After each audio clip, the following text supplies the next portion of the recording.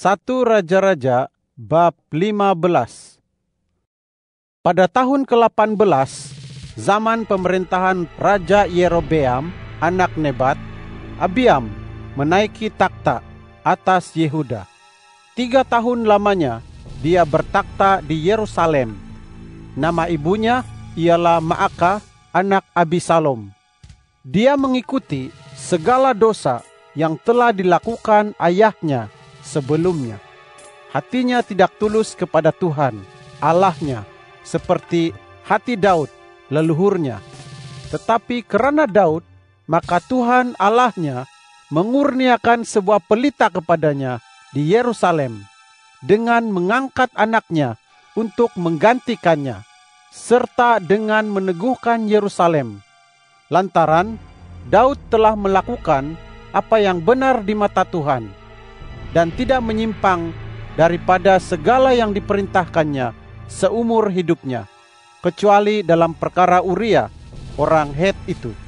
Peperangan yang sebelumnya terjadi antara Rehabeam dengan Yerobeam terus berlanjutan seumur hidup Abiam. Riwayat Abiam selebihnya dan semua yang dilakukannya, bukankah semuanya tertulis dalam kitab Hikayat Raja-Raja Yehuda? Ada peperangan antara Abiam dengan Yerobeam. Kemudian Abiam dibaringkan bersama-sama nenek moyangnya dan dia dimakamkan di kota Daud. Maka Asa, anaknya, menaiki takhta menggantikannya. Pada tahun ke-20 pemerintahan Yerobeam, Raja Israel, Asa menaiki takhta atas Yehuda. 41 tahun lamanya Asa bertakhta di Yerusalem. Nama neneknya ialah Maakah, anak Abisalom. Asa melakukan apa yang benar di mata Tuhan, seperti Daud, leluhurnya. Dia mengusir pelacur kuil kaum lelaki dari negeri itu dan menyingkirkan segala berhala yang dibuat oleh leluhurnya. Bahkan dia juga memecat Maakah, neneknya, daripada kedudukan bonda permaisuri, kerana Maakah membuat patung kekejian bagi Asyera. Asa menebang patung keji itu dan membakarnya di lembah Kidron. Memang bukit-bukit pemujaan tidak disingkirkannya, tetapi hati Asa tulus kepada Tuhan seumur hidupnya. Dia membawa ke dalam bait Tuhan persembahan suci ayahnya dan persembahan dirinya sendiri, yaitu perak, emas, dan berbagai-bagai kelengkapan. Ada peperangan antara Asa dengan Baesa, Raja Israel, seumur hidup mereka. Baesa, Raja Israel, maju menyerang Yehuda. Dia membina Rama untuk mencegah orang keluar atau masuk ke wilayah Asa, Raja Yehuda. Maka Asa mengambil semua perak dan emas yang tersisa di dalam perbendaharaan bait Tuhan serta istana raja, lalu menyerahkannya kepada para pegawainya. Kemudian Raja Asa mengutus mereka kepada Ben-Hadad, anak Tabrimon, anak Hezion, Raja Aram yang tinggal di Damsyik, dengan pesan, "Ada perjanjian antara aku dengan Tuan, antara ayahku dengan ayah Tuan. Lihatlah, aku mengirimkan kepada Tuan suatu pemberian, yaitu perak dan emas. Batalkanlah perjanjian Tuan dengan Baesa, Raja Israel, supaya dia berundur daripadaku." Ben-Hadad mendengar Raja Asa. Lalu disuruhnya para panglima pasukannya menyerang kota-kota Israel, lalu mengalahkan Iyon dan Abel Bet Maakah, seluruh Kineret, dan seluruh tanah Naftali. Apabila Baesa mendengar hal itu, berhentilah dia membina Rama, lalu tinggal di Tirza. Raja Asa mengerahkan semua orang Yehuda tanpa terkecuali. Lalu mereka mengangkut batu dan kayu yang digunakan oleh Baesa untuk membina Rama. Dengan semua itu, Raja Asa membina Geba Benyamin dan Mizpah. Seluruh riwayat Asa selebihnya, segala kejayaannya, semua yang dilakukannya, dan kota-kota yang dibinanya, bukankah semuanya tertulis dalam kitab Hikayat Raja-Raja Yehuda? Tetapi pada masa tuanya, dia menderita sakit pada kedua-dua belah kakinya. Lalu Asa dibaringkan bersama dengan nenek moyangnya dan dimakamkan bersama nenek moyangnya di kota Daud leluhurnya. Maka Yosafat anaknya menaiki takhta untuk menggantikannya. Nadab anak Yerobeam menaiki takhta atas Israel pada tahun kedua pemerintahan Asa, Raja Yehuda. 2 tahun lamanya dia bertakhta atas Israel. Dia melakukan apa yang jahat di mata Tuhan, serta hidup mengikuti jejak ayahnya dan dosa ayahnya, sehingga menyebabkan orang Israel berdosa pula. Baesa anak Ahia daripada keturunan kaum Isakar bersekongkol melawan Nadab.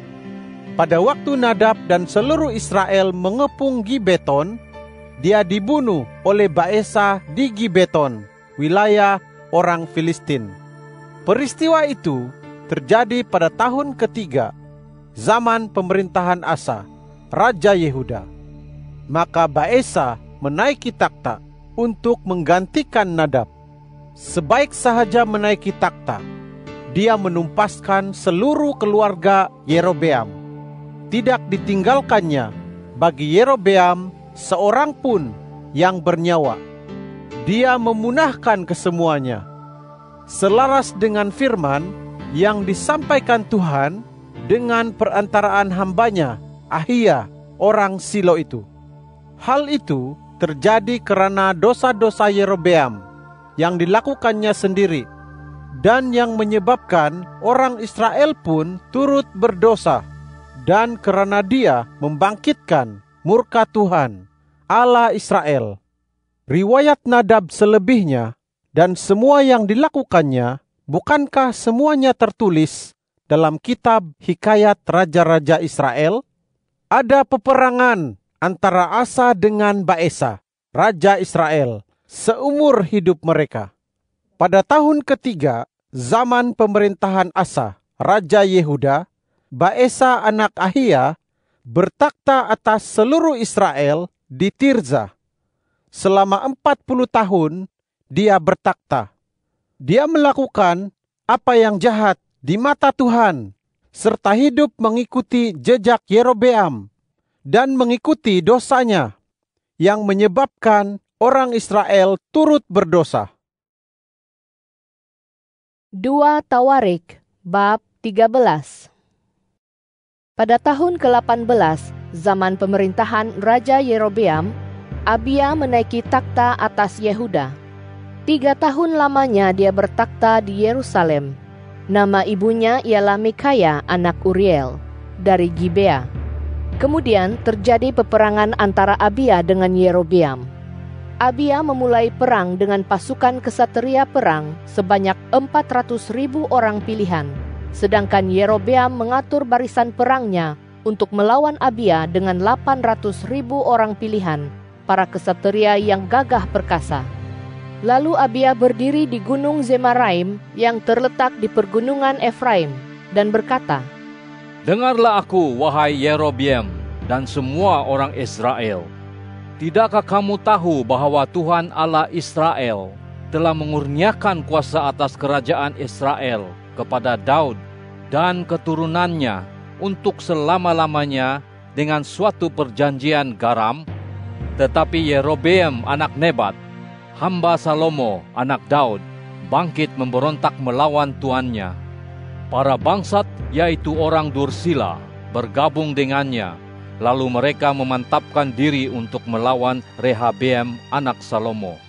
Pada waktu itu, Rehabeam masih muda dan tidak berpengalaman, sehingga dia tidak dapat bertahan melawan mereka. Sekarang kamu fikir bahwa kamu dapat bertahan melawan kerajaan Tuhan yang dipercayakan kepada keturunan Daud karena jumlah kamu ramai dan padamu ada patung-patung anak lembu emas yang dibuat Yerobeam sebagai berhalamu.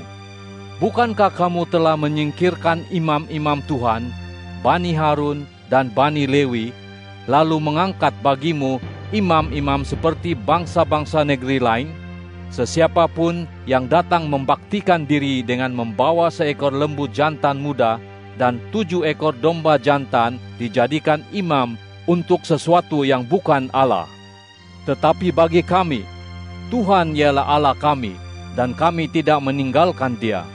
Para imam yang menyelenggarakan ibadat kepada Tuhan ialah Bani Harun, sedangkan Bani Lewi melaksanakan tugas mereka. Setiap pagi dan setiap petang mereka membakar korban bakaran dan dupa harum untuk dipersembahkan kepada Tuhan. Mereka mengatur roti persembahan di meja yang suci dan menyalakan pelita-pelita pada kaki pelita emas setiap petang. Kami memegang kewajiban terhadap Tuhan, Allah kami, tetapi kamu telah meninggalkan Dia. Sesungguhnya Allah menyertai dan mengepalai kami. Para imamnya bersiap dengan nafiri untuk meniup tanda serangan terhadap kamu. Wahai orang Israel, jangan berperang melawan Tuhan, Allah nenek moyangmu, karena kamu tidak akan berhasil. Akan tetapi, Yerobeam menyuruh pasukan penyergapan berjalan melingkar dari belakang orang Yehuda, sehingga pasukan Israel berada di depan orang Yehuda dan pasukan penyergapan di belakang mereka.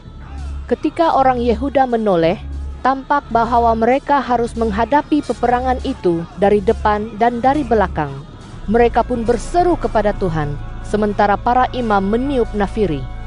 Orang Yehuda memperdengarkan sorak perang. Ketika orang Yehuda bersorak, Allah memukul kalah Yerobeam dan semua orang Israel di hadapan Abia serta orang Yehuda. Orang Israel melarikan diri dari hadapan orang Yehuda, dan Allah menyerahkan mereka ke dalam tangan orang Yehuda.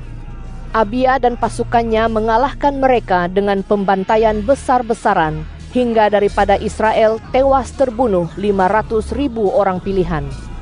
Demikianlah orang Israel ditaklukkan pada waktu itu, sedangkan Bani Yehuda semakin kuat karena mereka bersandar kepada Tuhan, Allah nenek moyang mereka.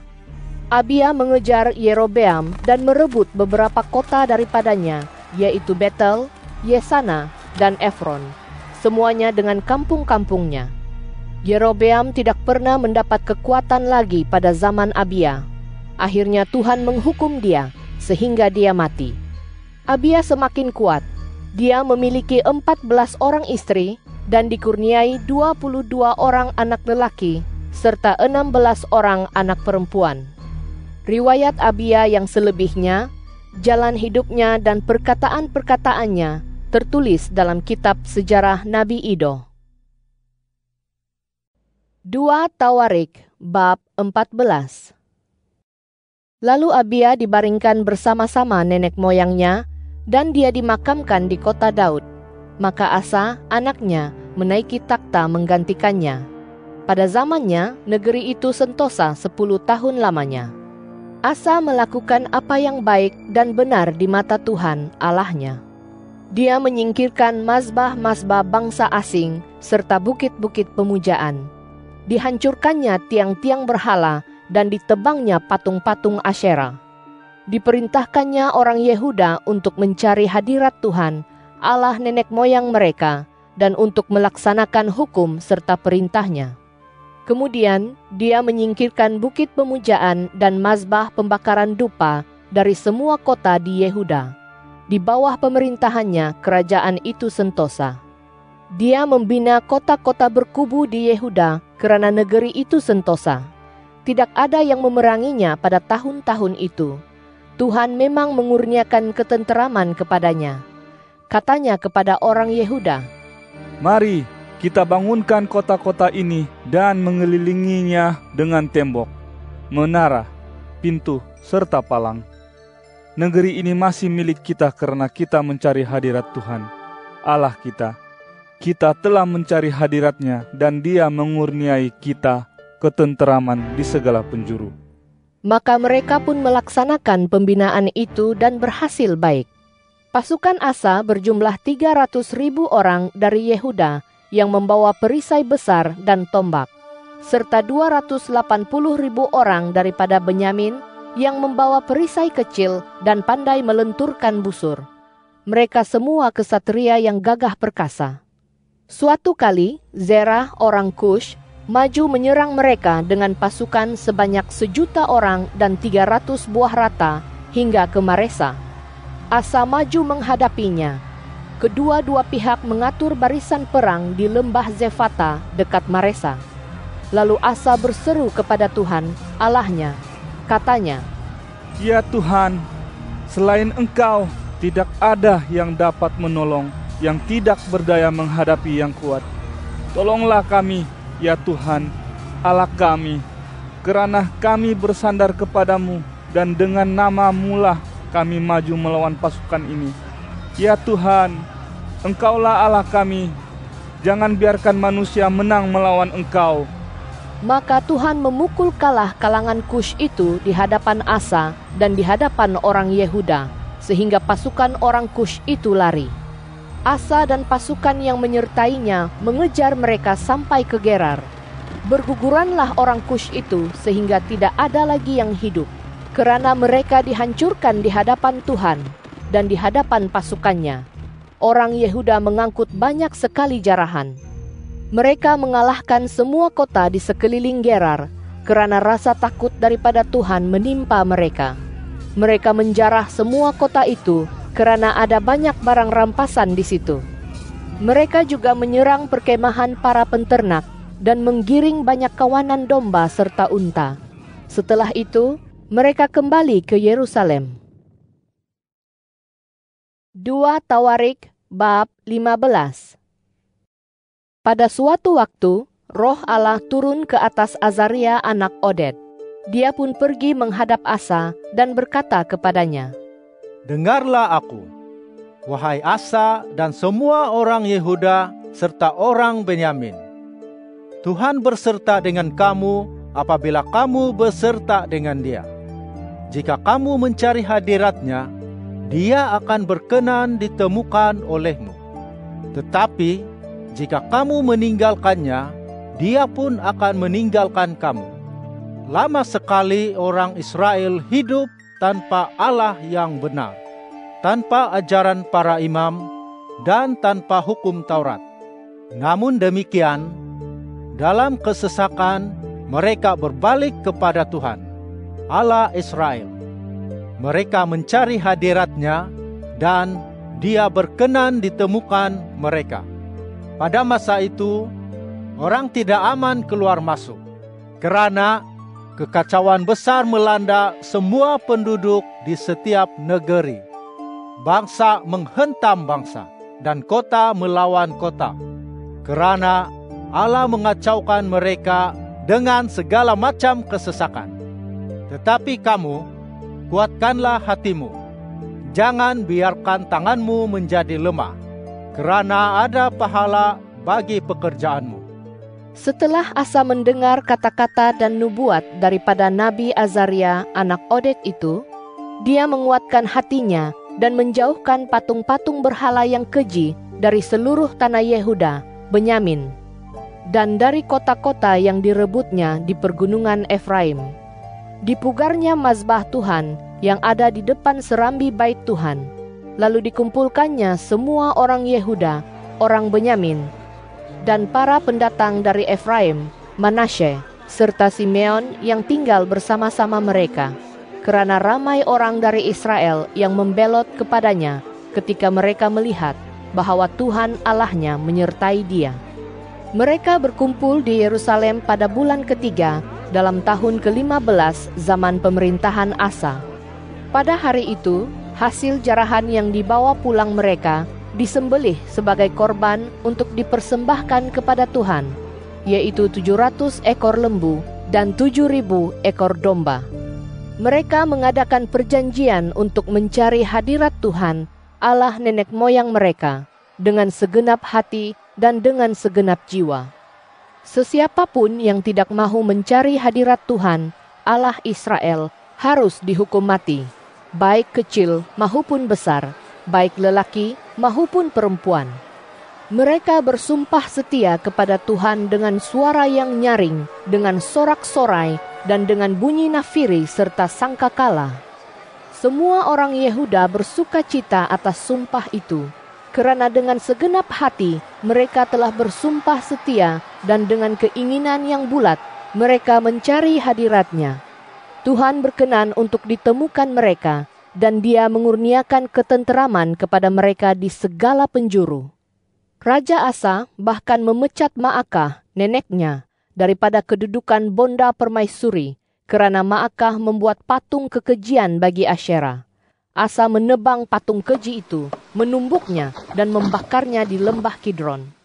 Memang bukit-bukit pemujaan tidak disingkirkannya dari antara orang Israel, tetapi hati Asa tulus seumur hidupnya. Dia membawa ke dalam rumah Allah persembahan suci ayahnya dan persembahan dirinya sendiri, yaitu perak, emas, dan berbagai-bagai kelengkapan. Tidak ada peperangan sampai tahun ke-35 zaman pemerintahan Asa. 2 Tawarik bab 16. Pada tahun ke-36 zaman pemerintahan Asa, majulah Baisa, raja Israel, menyerang Yehuda. Dia membina Rama untuk mencegah orang keluar atau masuk ke wilayah Asa, raja Yehuda. Maka Asa mengambil perak dan emas daripada perbendaharaan bait Tuhan dan dari istana raja. Dia mengirimkannya kepada Ben-Hadad, raja Aram yang tinggal di Damsyik dengan pesan, Ada perjanjian antara aku dengan Tuan, antara ayahku dengan ayah Tuan. Lihatlah, aku mengirimkan kepada Tuan perak dan emas. Batalkanlah perjanjian Tuan dengan Baesa, raja Israel, supaya dia berundur daripadaku. Ben-Hadad mendengar Raja Asa, lalu disuruhnya para panglima pasukannya menyerang kota-kota Israel. Mereka mengalahkan Ion, Dan, Abel-Maim, dan semua kota perbekalan di Naftali. Pada waktu Baisa mendengar hal itu, berhentilah dia membina Rama, dan dia juga membatalkan pekerjaan itu. Kemudian Raja Asa mengerahkan semua orang Yehuda. Mereka mengangkut batu dan kayu yang digunakan oleh Baisa untuk membina Rama. Lalu dengan semua itu, dia membangunkan Geba serta Mizpah. Pada waktu itu, datanglah Hanani, pelihat itu, menghadap Asa, raja Yehuda, dan berkata kepadanya, Karena engkau bersandar kepada Raja Aram dan tidak bersandar kepada Tuhan Allahmu, maka luputlah pasukan Raja Aram daripada tanganmu. Bukankah dahulu orang Kush dan orang Libya merupakan pasukan besar dengan banyak sekali rata dan pasukan berkuda? Tetapi ketika engkau bersandar kepada Tuhan, Dia menyerahkan mereka ke dalam tanganmu. Sesungguhnya, mata Tuhan menjelajah seluruh bumi untuk memberikan kekuatan kepada orang yang tulus hati terhadap-Nya. Dalam hal ini, engkau telah bertindak bodoh. Kerana itu, mulai sekarang, engkau akan mengalami peperangan. Asa menjadi murka kepada pelihat itu. Dimasukkannya Hanani ke dalam penjara, kerana dia geram terhadapnya atas hal itu. Pada waktu itu, Asa juga menindas beberapa orang daripada rakyatnya.